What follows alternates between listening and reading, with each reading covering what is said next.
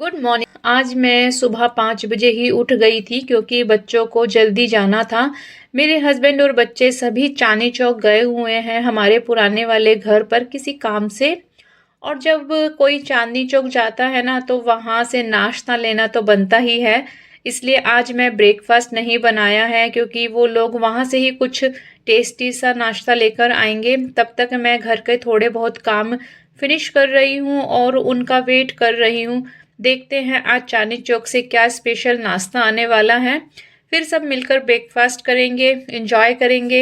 Husband सुबह ही दूध के पैकेट लेकर के आए थे तो मैंने सोचा पहले इनको ही वॉश करके रख देती हूँ फ्रिज में, क्योंकि काफ़ी टाइम हो गया था इन्हें बाहर रखे हुए। उसके साथ ही थोड़े किचन के बर्तन भी है लगा रही हूँ ताकि किचन थोड़ा सा क्लीन और सेट हो जाए। सुबह के टाइम ये छोटे छोटे काम हो जाते हैं ना, किचन क्लीन हो जाए तो हाफ टेंशन तो वैसे ही दूर हो जाती है। सोच रही हूँ फटाफट से दूध चढ़ा करके गैस के ऊपर बेटी का कमरा भी समेट ही लेती हूँ क्योंकि बच्चों के रूम का हाल तो आपको सबको पता ही होगा। और उसकी बेडशीट भी मुझे चेंज करनी थी बेड की, तो पहले वहाँ पर काम ख़त्म कर लेती हूँ, फिर आगे का काम कंटिन्यू करेंगे। तब तक हस्बैंड भी नाश्ता लेकर के आ जाएंगे। और ये देखिए मेरी बेटी के बेड पर फिर से छोटा सा टॉय का माउंटेन बना हुआ है। लगभग 6 से 7 सॉफ्ट टॉय तो बेड पर ही पड़े हुए मिलेंगे।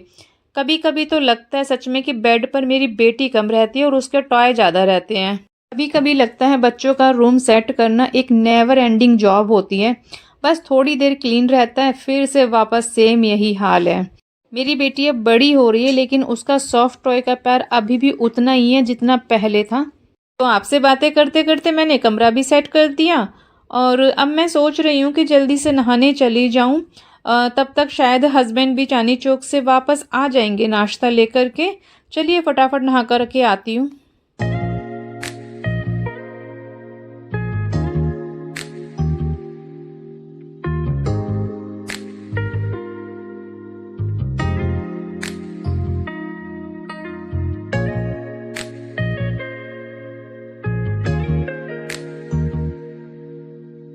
और जैसे ही मैं नहा करके बाहर आई तो देखा हस्बैंड भी चांदनी चौक से नाश्ता लेकर के आ गए थे।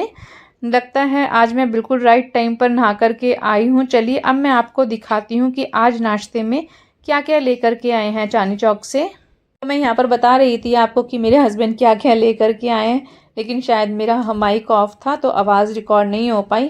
पर चलिए कोई बात नहीं, मैं आपको बताती हूँ। मेरे हस्बैंड शिव मिष्ठान भंडार से हलवा नगोरी और साथ में आलू की सब्जी लेकर के आए हैं। बहुत फेमस हलवाई है शिव मिष्ठान भंडार, बहुत टेस्टी होता है और सारा इनका जो भी खाना है वो देसी घी में ही बनता है। और एक जगह से पूरी भी लेकर के आए हैं जिसके साथ छोले की सब्जी, आलू की सब्जी और ढेर सारा गाजर और घिया का अचार है। ये भी देसी घी में ही बनाते हैं। और सच बताऊं चांदनी चौक का नाश्ता होना तो उसकी तो बात ही अलग होती है। क्वांटिटी भी काफ़ी अच्छी दी हुई है और सब्जी भी काफ़ी सारी है। जल्दी से प्लेट में गर्मा गर्म नाश्ता लगा लेते हैं जिससे कि सब गर्मा गर्म नाश्ते को एंजॉय कर पाएं।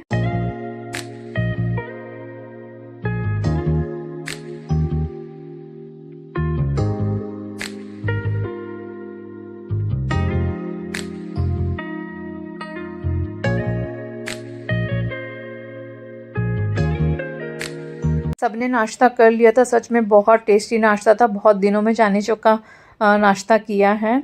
तो अब मैं फटाफट से आ गई किचन में वापस क्योंकि मुझे अपने लिए और हस्बैंड के लिए चाय बनानी थी और मेरी हाउस हेल्पर भी आई हुई थी।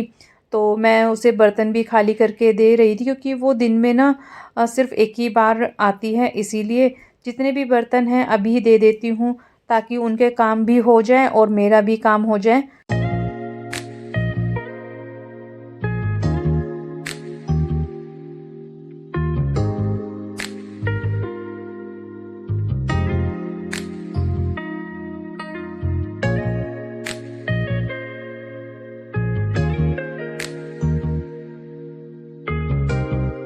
किचन समेटते समेटते मेरी चाय भी बन गई थी। पहले सोच रही हूँ फटाफट से चाय पी लेती हूँ, उसके बाद आगे के काम कंटिन्यू करेंगे। आज सुबह का नाश्ता काफ़ी हैवी हो गया था, इसलिए मैं सोच रही हूँ कि आज दिन के लिए कुछ लाइट और टेस्टी बना लिया जाए। इसलिए मैं आज एक फ्रूट कस्टर्ड बनाने वाली हूँ। ये खाने में बहुत टेस्टी होता है और काफ़ी हेल्दी भी होता है। चलिए मैं आपको भी बताती हूँ कि मैं इस फ्रूट कस्टर्ड को कैसे बनाती हूँ। फ्रूट कस्टर्ड बनाने के लिए सबसे पहले जो भी फ्रूट आपके पास अवेलेबल हैं उनको अपने हिसाब से छोटे छोटे पीसेस में कट कर लीजिए। आप अपने चॉइस के फ्रूट भी यूज़ कर सकते हैं, जैसे एप्पल, बनाना, पपाया, ग्रेप्स या जो भी सीजनल फ्रूट घर पर हो। उन्हें वॉश करके अच्छे से कट करके रेडी कर लीजिए। यहाँ पर मेरे पास अभी एप्पल, पपाया और स्ट्रॉबेरी है, तो मैं वही कट कर रही हूँ।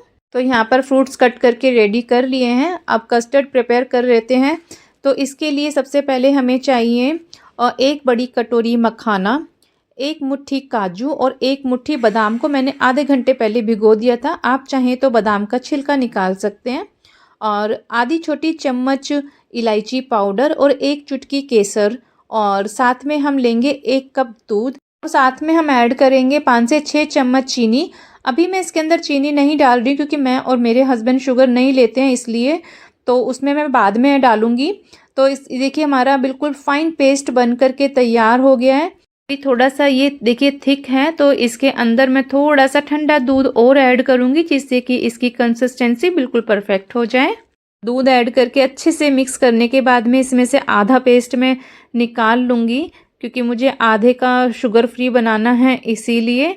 और बाकी बचे हुए पेस्ट में मैं 3 चम्मच चीनी ऐड करके इसको वापस से ग्राइंड कर लूँगी, जिससे कि चीनी भी अच्छे से मिक्स हो जाए। और ये हमारा पेस्ट बिल्कुल रेडी है। इसे हम अपने कट किए हुए फ्रूट्स के ऊपर डाल देंगे अच्छे से। और इसे अगर आप जल्दी खाना चाहते हैं तो कम से कम आधे घंटे के लिए इसको फ्रीजर में रख दीजिए। ठंडा ठंडा बहुत अच्छा लगता है। और थोड़े टाइम बाद खाना चाहते हैं तो आप इसे फ्रिज में भी रख सकते हैं। और इसके ऊपर से मैं स्प्रिंकल कर रही हूँ टूटी फ्रूटी, क्योंकि क्या होता है ना, बच्चों को टूटी फ्रूटी बहुत पसंद आती है, इसलिए। ऑलमोस्ट हमारा फ्रूट कस्टर्ड बनकर के रेडी हो चुका है। अब मैं इसे आधे घंटे के लिए फ्रीज़र में रख रही हूँ, ताकि ये अच्छे से ठंडा हो जाए। थोड़ा चिल्ड होने के बाद में ये ना और भी ज़्यादा टेस्टी और रिफ्रेशिंग लगेगा। लो जी, हमारा फ्रूट कस्टर्ड बिल्कुल चिल्ड होकर के रेडी हो गया है। देखिए कितना क्रीमी और कलरफुल लग रहा है। अब इसे सर्व करते हैं। मुझे यकीन है बच्चों को ये बहुत पसंद आने वाला है। तो फ्रेंड्स, अगर आपको मेरी आज की ये सिंपल सी और हेल्दी रेसिपी पसंद आई हो तो वीडियो को लाइक ज़रूर करिएगा। मिलते हैं हम नेक्स्ट वीडियो में एक और टेस्टी रेसिपी और डेली रूटीन के साथ। तब तक के लिए take care and bye bye.